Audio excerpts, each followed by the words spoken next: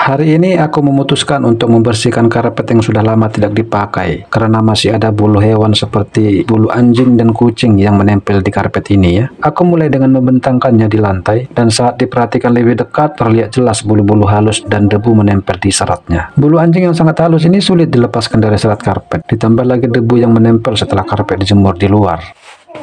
Karpet yang kotor seperti ini bisa menjadi tempat berkembangnya tungau dan kotoran yang tidak terlihat, apalagi jika ada anak kecil di rumah ya. Anak-anak sering bermain di karpet, duduk, atau bahkan tiduran di atasnya tanpa menyadari bahwa di dalam seratnya bisa tersimpan banyak kotoran seperti bulu hewan dan debu. Jika tidak rutin dibersihkan, hal ini dapat memicu alergi, bersin-bersin, atau bahkan masalah pernapasan. Awalnya, aku mencoba menyikat karpet secara manual dengan sikat pembersih lantai. Saat sedang menyikat, anakku sempat terlihat bermain di atas karpet, dan itu semakin menyadarkanku bahwa kebersihan karpet memang sangat penting. Membersihkannya secara manual memang membantu, tapi tidak cukup untuk mengangkat bulu-bulu halus dan debu yang terselip di dalam serat. Setelah itu, aku mengambil vacuum cleaner yang saya cas sebelumnya ya.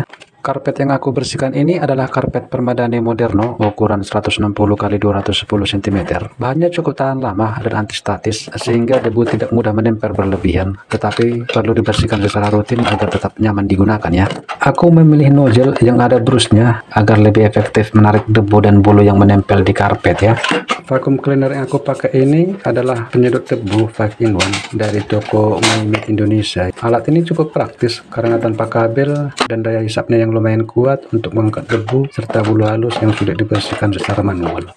Setelah memasang pipa pemanjang dan nozzle-nya, aku nyalakan dan aku mulai menggunakannya. Dari berbagai sudut pengambilan gambar, terlihat jelas bagaimana debu dan bulu tersedot ke dalam vacuum cleaner. Karpet mulai tampak lebih bersih, tapi ternyata proses ini tidak bisa dilakukan hanya sekali saja.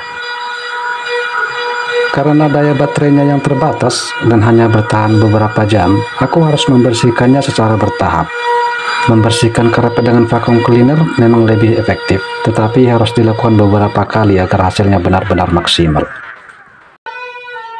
Setelah satu sesi selesai, aku membuka bagian penyaringannya dan memperlihatkannya. Hasilnya cukup mengejutkan, banyak sekali bulu dan debu yang menempel di dalamnya. Melihat semua kotoran yang berhasil disedot, aku semakin yakin bahwa membersihkan karpet secara rutin itu penting. Terutama jika ada anak kecil di rumah, debu dan bulu halus dari hewan yang tidak terlihat jelas bisa berdampak pada kesehatan. Jadi sebaiknya jangan menunggu sampai karpet benar-benar kotor baru dibersihkan. Semakin sering dibersihkan, semakin nyaman juga lingkungan rumah untuk anak-anak bermain.